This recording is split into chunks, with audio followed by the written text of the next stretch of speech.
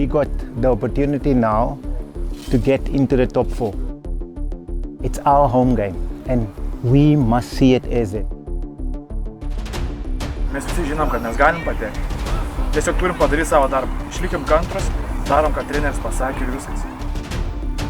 Esame Kaune, Partizanų gatvėje ir čia Baltijos top lyga 5 turo uždarimo rungtynės. Regbio klubas Ąžuolas priima Šiauliai F komandą.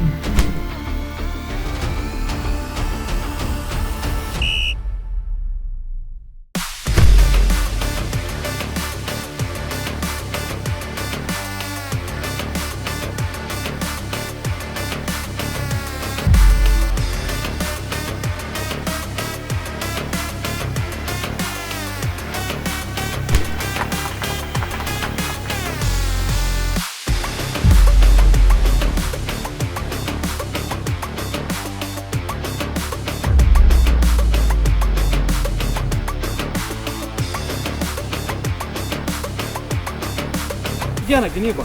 Jie savo 22 praleido 20 minučių.